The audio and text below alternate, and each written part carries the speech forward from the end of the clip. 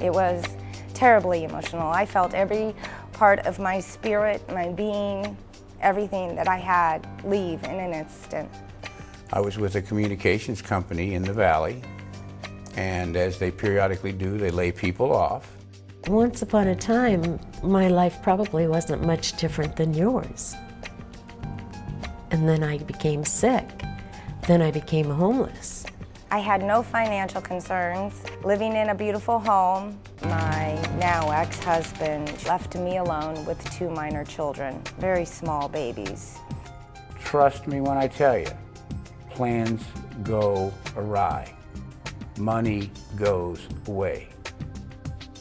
It could happen, and it could happen to you. A man chose to run a red light and T-bone me. It left me injured and unable to work. Within a very short period of time, we were evicted. The constable was there in front of the children, and we were left homeless in the back of my vehicle with no belongings. There was a long period of time that I was going day to day. Very uncertain period of time in my life, and very fearful.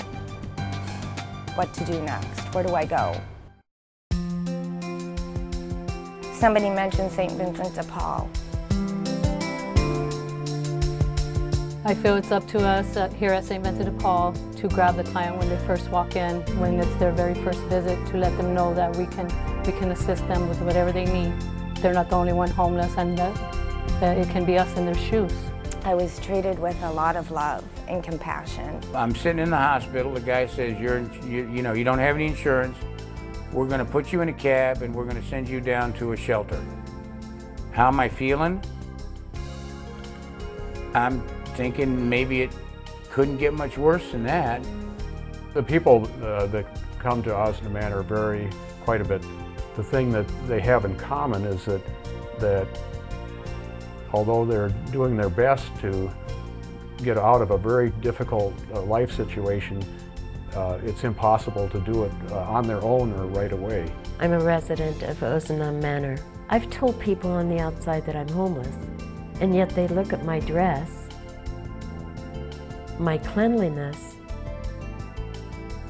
and they stare at me like I've just told one whopper of a lie, because apparently to them I don't look homeless. They helped me pay rent, and they helped me stay afloat. They were able to feed me. I go to St. Vincent de Paul dining hall. You know, they serve you good balanced meals and cold drinks.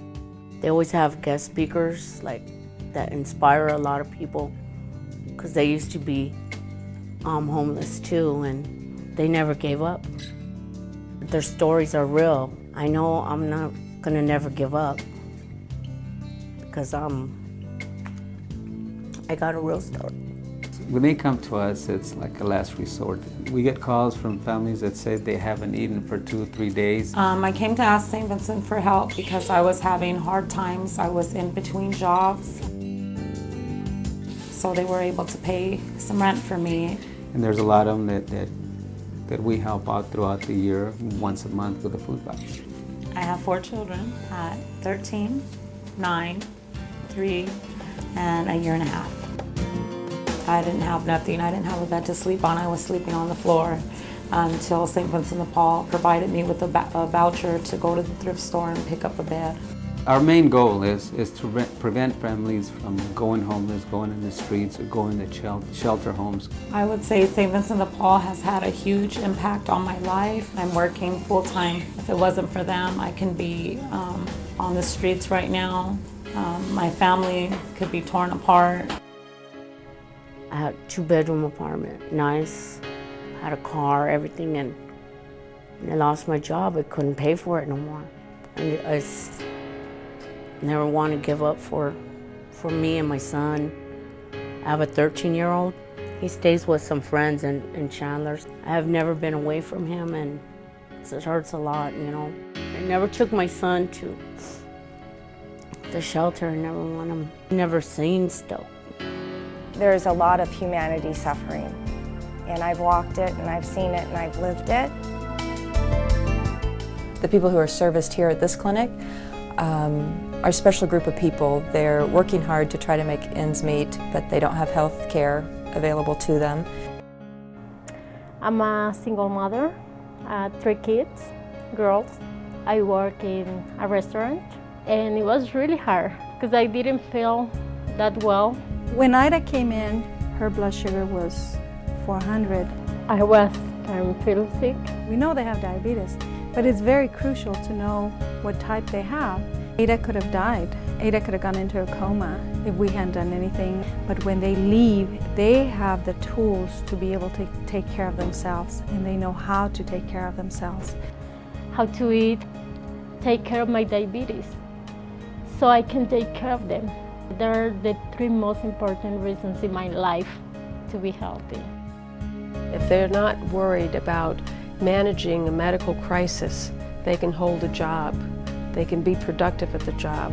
A lot of the people that we're seeing here haven't seen a doctor maybe for 2, 3, 4 years, a lot of the adults. Many of our students have never even been to see a dentist or been in a dental chair. First of all, their parents can't afford it. Secondly, their parents do not have insurance. And they estimated that there are over 400,000 school-age children in Arizona that have no access to dental care whatsoever. Well, bets we could use a CO on number 2.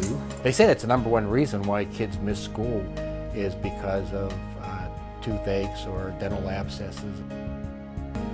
It's no easy feat to start from nothing and start over in life. And they were my support system. I knew that they were there. I'd get my call every week.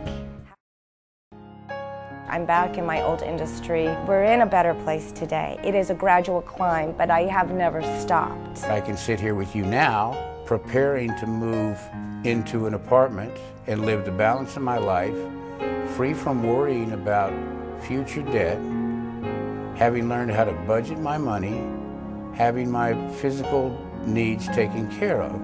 St. Vincent de Paul is absolutely critical, and we're at a critical stage today with the economy and where society is. I'm really thankful with the clinic.